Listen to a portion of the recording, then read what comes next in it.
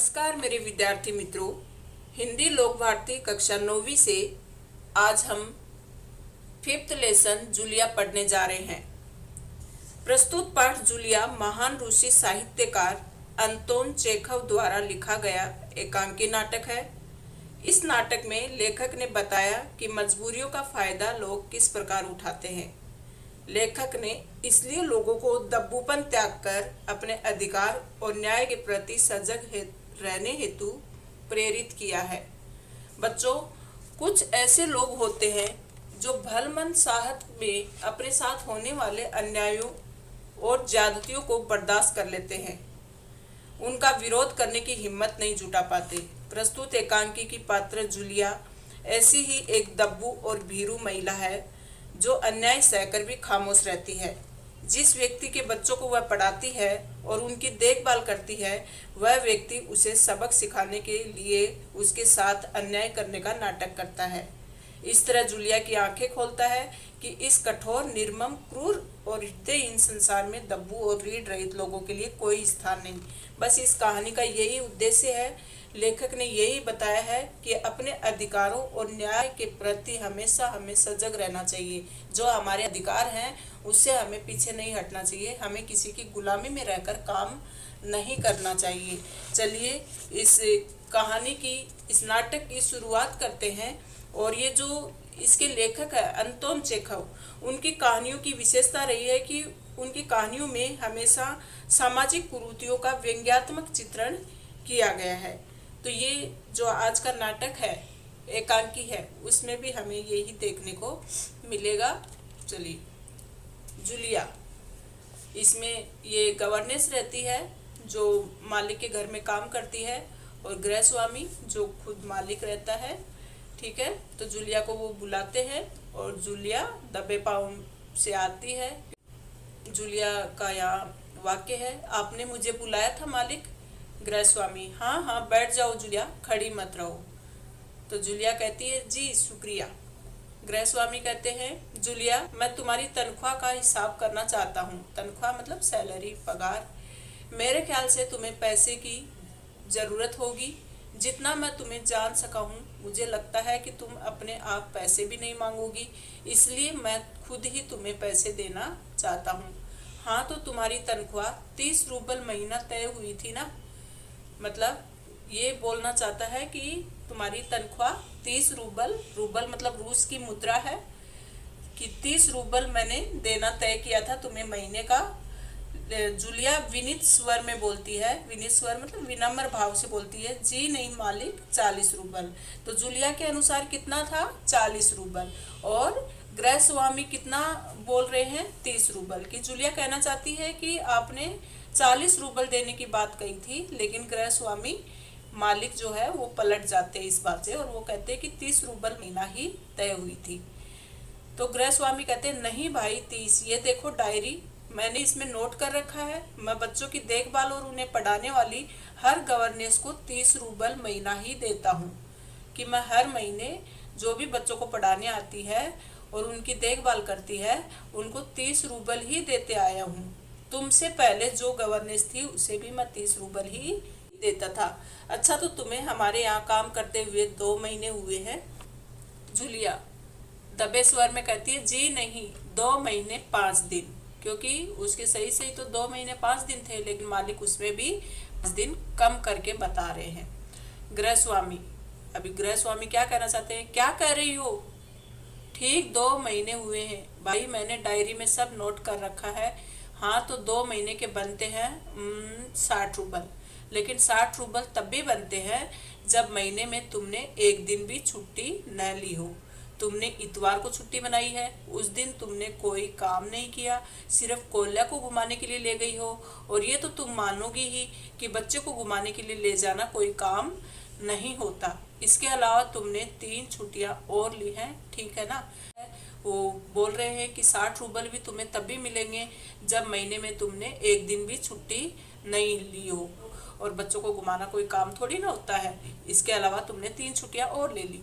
तो इस तरह से उसके पैसे काटने के हिसाब से उसको मालिक अपनी नौकर जूलिया को बता रहे हैं। जूलिया दबे स्वर में बोलती है, जी आप कह रहे हैं तो ठीक है। देखो इस सेंटेंस से ये पता चलता है कि कुछ लोग अपने दबूपन स्वभाव के कारण अपने मालिकों से खुलकर बात नहीं कर पाते और इसकी वजह से जैसे उनको मिल रहा है वैसा ही वो लेकर संतुष्ट हो जाते हैं। तो बेचारी दबे स्वभाव में बोलती है, ठीक है आप कह रहे हैं तो गृहस्वामी बोल रहे हैं, अरे भाई मैं क्या गलत कह रहा हूँ? हाँ तो 9 इतवार और 3 छुट्टियां यानी 12 दिन तुमने काम नहीं किया। 9 इतवार मतलब 2 महीने में 9 इतवार आए, उस दिन तुमने छुट्टी ली है और 3 और ले ली इसके अलावा, तो 12 दिन तुमने काम नहीं किया यानी तुम्हारे 12 रूबल कट गए। उधर कोल्या 4 दिन बीमार रहा और तुमने सिर्फ वान्या को ही पढ़ाया। पिछले हफ्ते शायद 3 दिन दांतों में दर्द रहा था और मेरी पत्नी ने तुम्हें दोपहर बाद छुट्टी दे दी थी, तो 12 और 7 19, मतलब इस तरह से उसके पैसे मिला जुला के 19 दिन कम कर दिए 60 में से भी। 19 नागे, हाँ तो भाई घटाओ 60 में से 19 कितने रहते हैं? 41, मतलब 41 रूबल ही आपको मिलेंगे। और किस तरह से घटाए उसने? पहले 9 इतवार जोड़ लिए, उसके साथ ही 3 छुट्टियां जोड़ ली, फिर तुम्हारे 3 दिन दांतों में दर्द था तो वो उस घटा दिए आधे दिन में ही, मतलब तुम चली गई थी और फिर उसकी पत्नी ने उसको छुट्टी दे दिया। तो इस तरह से पूरे कम करके 60 में से 19 घटा दिए और बोले कि 41 दिन ही आपने काम किया, तो 41 रूबल ठीक है ना। इस तरह से जूलिया से हाँ भरवा ली। जूलिया रुआसी हो जाती है। रुआसी मतलब रोने जैसा चेहरा बना लेती है। क्या करेगी जूलिया? अब उसको जितना मिलेगा उतना ठीक है। जी हाँ बस बोल देती है जी हाँ। गृहस्वामी, हाँ याद आया, 1 जनवरी को तुमने चाय की प्लेट और प्याली तोड़ी थी। प्याली बहुत कीमती थी, मतलब कटोरी, मगर मेरे भाग्य में तो हमेशा नुकसान उठाना ही बदा है, मतलब मेरे भाग्य में तो नुकसान उठाना ही लिखा है। मैंने जिसका भला करना चाहा उसने मुझे नुकसान पहुंचाने में कोई कसर नहीं छोड़ी। खैर मेरा भाग्य, हाँ तो मैं प्याली के 2 रूबल ही काटूंगा। ऊपर से एहसान लाद रहे हैं कि मैं सिर्फ प्याली के, मेरी कीमती प्याली थी लेकिन उसके मैं 2 रूबल ही काटूंगा। अब देखो उस दिन तुमने ध्यान नहीं दिया और वहां किसी टहनी की खरोंच लगने से बच्चे की जैकेट फट गई। 10 रूबल उसके गए, तो उसकी जैकेट का नुकसान हुआ, मेरे बच्चे की जैकेट का, क्योंकि तुमने ध्यान नहीं दिया और इसके लिए उसकी जैकेट फट गई, तो उसके 10 रूबल काटूंगा। तो 19 तो पहले ही काट लिए थे और अब 2 रूबल प्याली के काट लिए और 10 रूबल जैकेट के काट लिए, तो 12 रूबल और कम कर दिए। इसी तरह तुम्हारी लापरवाही की वजह से घर की सफाई करने वाली नौकरानी मारिया ने वान्या के नए जूते चुरा लिए। तो घर की जो नौकरानी थी मारिया, उसने मतलब वान्या के, उसकी जो बेटी रहती है, उसके जूते चुरा लिए। तुम मेरी बात सुन भी रही हो या नहीं? तो तुम ये सब बातें सुन रही हो या नहीं, मैं जो बोल रहा हूँ? जूलिया बोलती है जी सुन रही हूँ। अपनी रुलाई, अपना रोना रोकते हुए बोली, हाँ जी सुन रही हूँ। गृहस्वामी, हाँ ठीक है। अब देखो भाई, तुम्हारा काम बच्चों को पढ़ाना और उनकी देखभाल करना है, तुम्हें इसी के तो पैसे मिलते हैं। तुम अपने काम में ढील दोगी तो पैसे कटेंगे या नहीं? मैं ठीक कह रहा हूँ ना? तो जूतों के 5 रूबल और कट गए। और हाँ 10 जनवरी को मैंने तुम्हें 10 रूबल दिए थे, तो 10 जनवरी को मैंने तुम्हें 10 रूबल दिए, 5 रूबल तुम्हारी वजह से जूते चोरी हो गए थे तो उसके कट गए, फिर जैकेट फट गई 10 रूबल उसके कट गए, प्याली तोड़ दी 2 रूबल उसके कट गए। इस तरह से तुम्हारी वजह से ये सारे नुकसान हुए, इसके लिए मैं तुम्हारे रूबल काटूंगा। जूलिया लगभग रोते हुए, अब जूलिया से नहीं रुका गया, वो रोने ही लग गई। जी नहीं, आपने कुछ नहीं, आगे कुछ नहीं कह पाती है, मतलब पूरी तरह से अपनी बात भी नहीं कह पाती है, एकदम दबे स्वभाव की रहती है कि जी नहीं मालिक। वो कहना चाहती है कि आपने मुझे कोई 10 रुपए नहीं दिए। गृहस्वामी, अरे मैं क्या झूठ बोल रहा हूँ, मैं डायरी में हर चीज नोट कर लेता हूँ, तुम्हें यकीन न हो तो दिखाऊं डायरी? डायरी के पन्ने यूं ही पलटने लगता है, मतलब ऐसे ही झूठे कुछ अपने आप से ही लिख देते हैं और पलटने लगते हैं और बोलते हैं कि दिखाऊं मैं तुम्हें डायरी, मेरी डायरी में सब कुछ नोट किया हुआ है। जूलिया आंसू पोंछती हुई, आप कह रहे हैं तो आपने दिए ही होंगे, मतलब हर चीज में हाँ मिलाना। गृहस्वामी बोलते हैं कड़े स्वर में, एकदम गुस्से से, दिए होंगे, नहीं दिए हैं, ठीक है, घटाओ 27 41 में से, हम बचे 14 है। क्यों, हिसाब ठीक है ना। पहले से ही उसके 60 रूबल, स्टार्टिंग से ही 60 रूबल बोला, फिर उसमें से घटाते घटाते अब अंत में सिर्फ 14 रूबल उसके हिस्से में आए मालिक के हिसाब से। जूलिया आंसू पीती हुई कांपती आवाज में, मुझे अभी तक एक ही बार कुछ पैसे मिले थे और वो भी मुझे मालकिन ने दिए थे, सिर्फ 3 रूबल, ज्यादा नहीं। तो वह कहना चाहती है, मालिक आपने मुझे अभी तक 1 रुपया नहीं दिया और एक ही बार मालकिन ने मुझे सिर्फ 3 रूबल दिए थे। तो गृहस्वामी जैसे आसमान से गिरा हो, मतलब एकदम से जैसे आश्चर्य से बोले, इतनी बड़ी बात तुम्हारी मालकिन ने मुझे बताई तक नहीं। देखो, तुम न बताती तो हो जाता ना अनर्थ। खैर देर से ही सही, मैं इसे भी डायरी में नोट कर लेता हूँ। ये लो भाई, उसके तो 3 रूबल भी और काट लिए।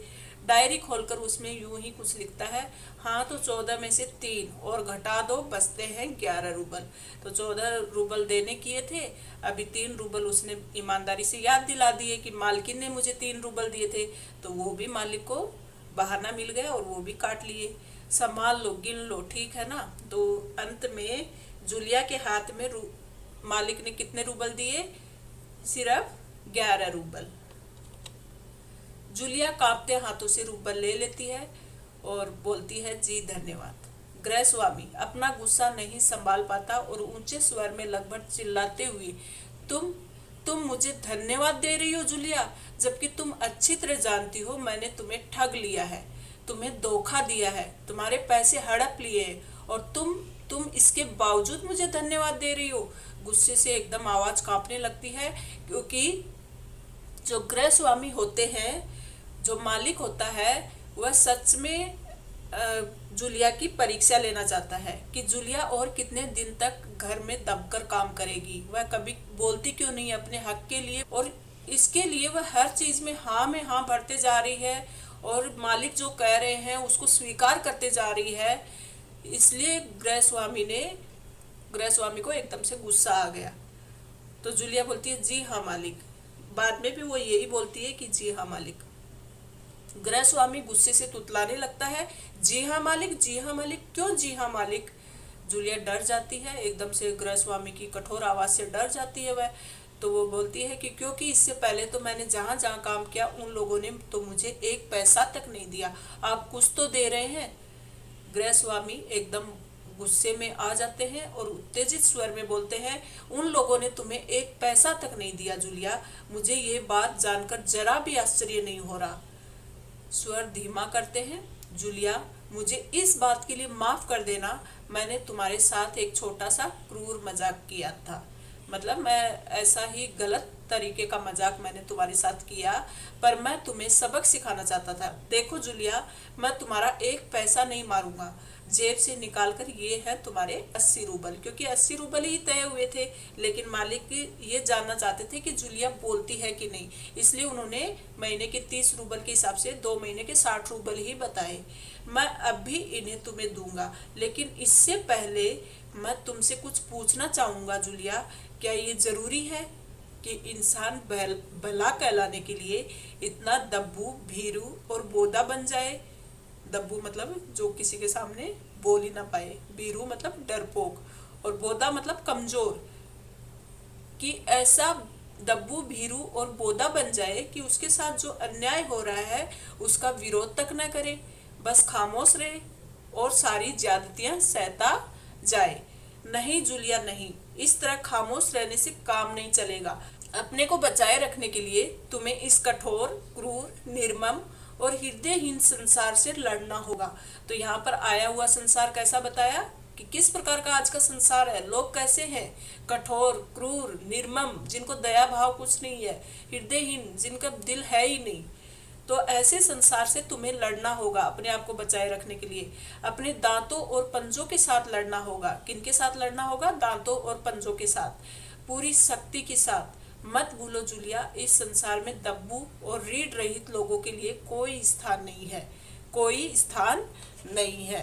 प्रस्तुत पाठ जूलिया में यही सीख दी गई है कि लोगों को दब्बूपन त्याग कर अपने अधिकार के लिए हमेशा लड़ना चाहिए। स्टूडेंट्स, आपको अच्छे से समझ में आया होगा। अगर किसी प्रकार का डाउट है तो कमेंट बॉक्स में ज़रूर लिखें।